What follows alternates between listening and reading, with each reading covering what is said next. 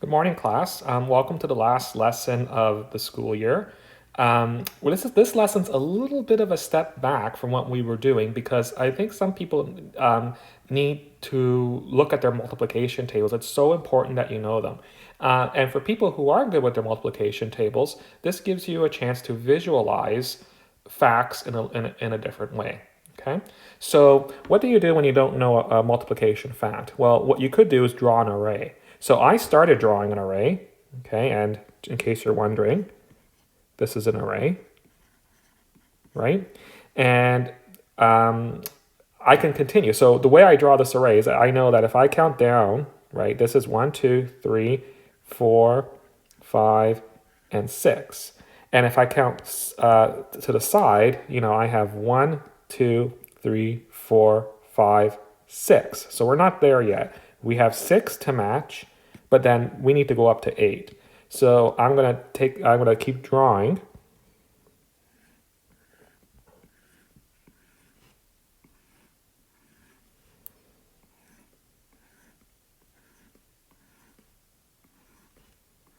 And there we go. So if you see what I have now, okay, I still have 6 going down, the numbers there. And then I have 1, 2, 3, 4, 5, 6, 7, 8, right? So the 6 matches and then the 8 matches here, right?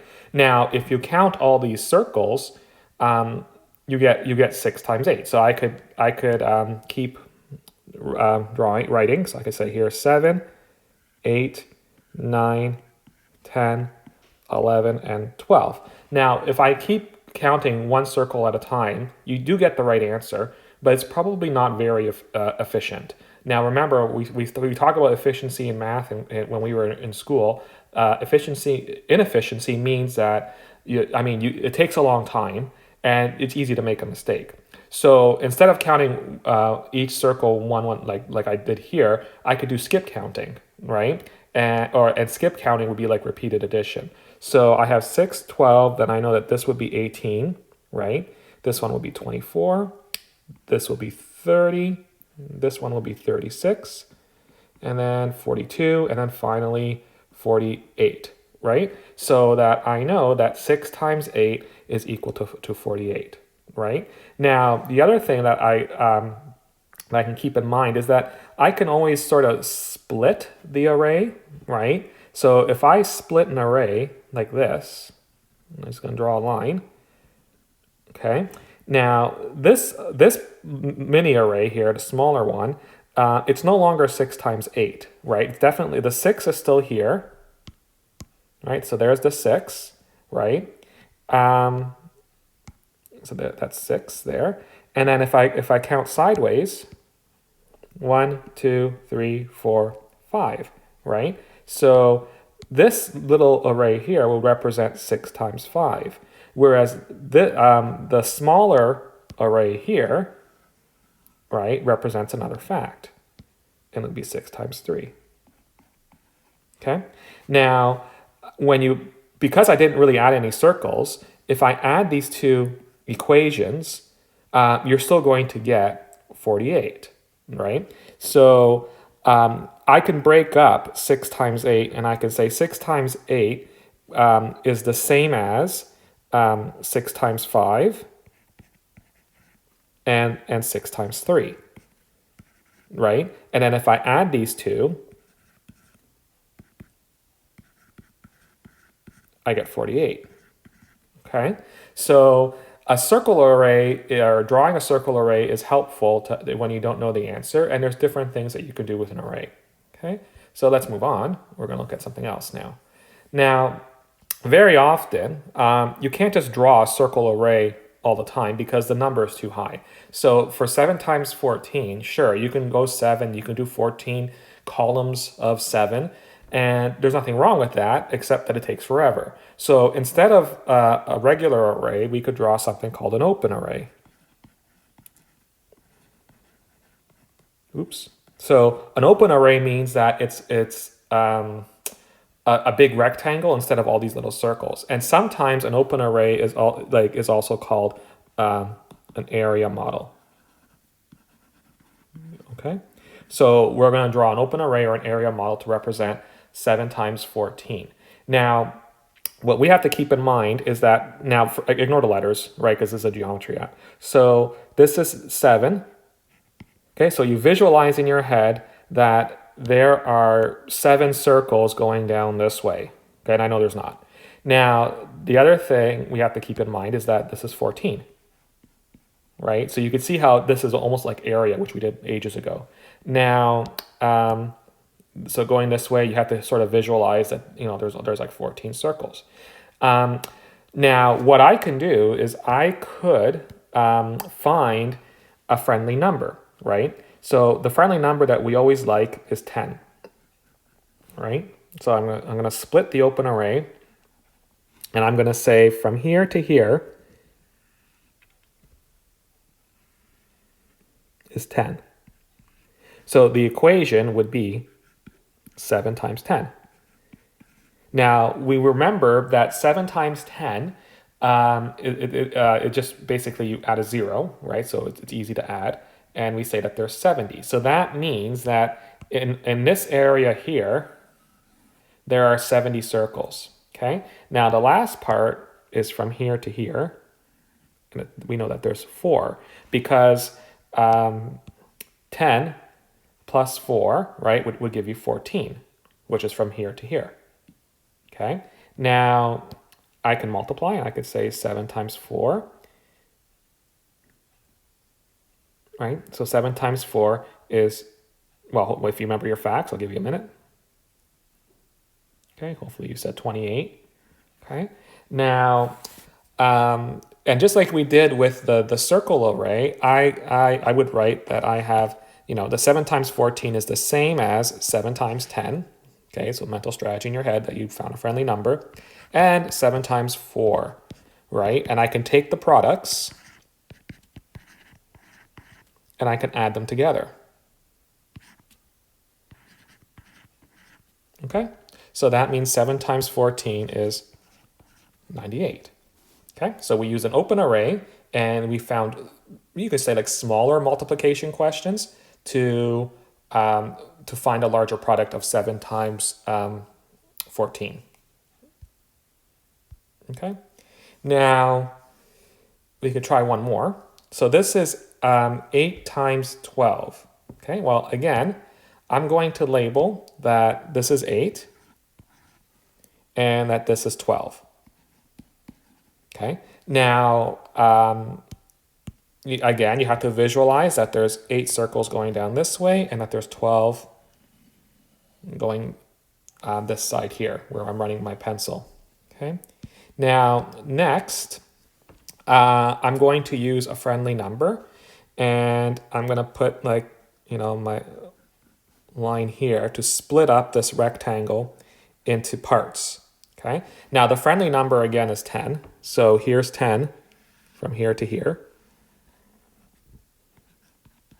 Okay, and then from here to here, if that's 10, then you know that we have to make it 12, so this would be 2. Okay, so we're splitting up a larger multiplication question into 2 parts, right?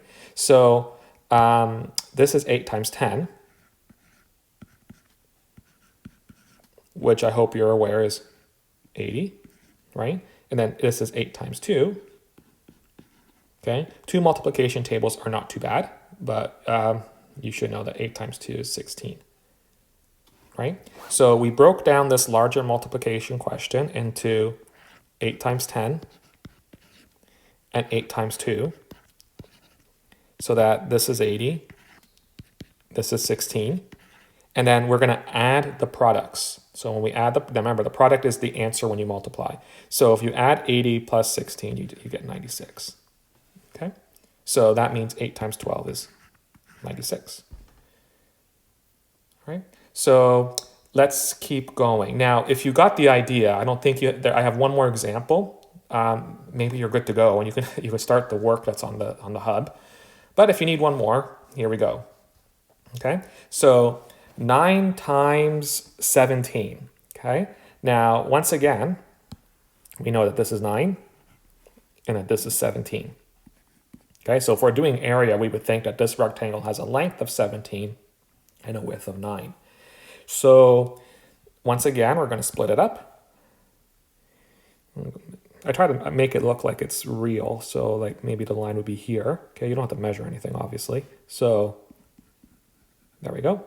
Now, I split it up because you know that I'm trying to find that friendly number. So from here to here, it's 10. And then from here to here is, hopefully you should know because there's a number at the bottom, would be 7.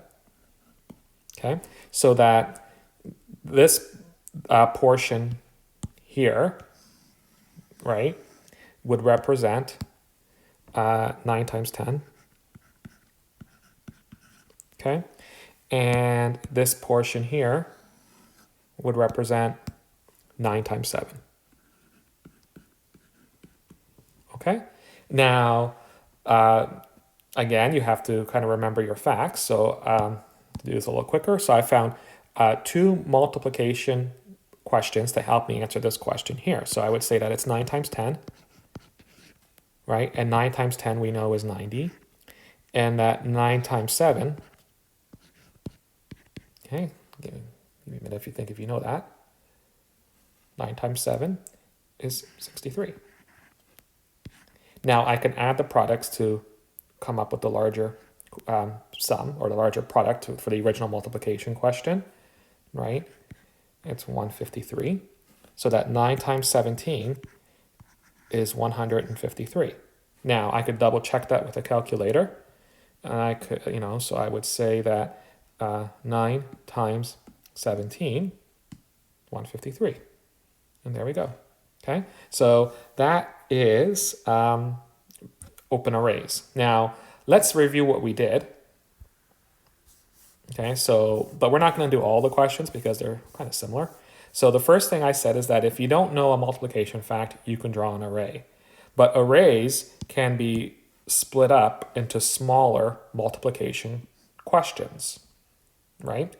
And if you add the products of these smaller questions, you'll get a larger product. Okay, so you can draw circles. It's inefficient to draw an array, but it's a good mental strategy. It's good for visualizing your math. If you want to show somebody what you're thinking, it's good to do that. But remember, you have to try to get your facts down. So you should know 6 times 8 without drawing an array. Next, we did open arrays. And we're just going to look at one because they're pretty similar. So with this question, we had 8 times 12, right? So there's 8 running down this way, and then there's 12 over here going this way. We split up the larger rectangle so that we have 2 smaller rectangles. So that this portion of the rectangle would represent 8 times 10, and this portion of the rectangle would represent 8 times 2. So if we add the products of these 2 multiplication questions, we get a larger product. The larger product is the answer to the original question, 8 times 12. So 8 times 10 is 80, 8 times 2 is 16. We add them together and we get 96. So that 8 times 12 is 96. Okay, so hopefully open arrays and arrays are a mental strategy that you can use to help you solve your multiplication questions. But it's not just about getting the answer. It's, like I said, it's a good way to explain how you visualize math, right? And visualizing is important too. But make sure that you become very efficient with your facts. Thank you for listening, and let me know if you need more help.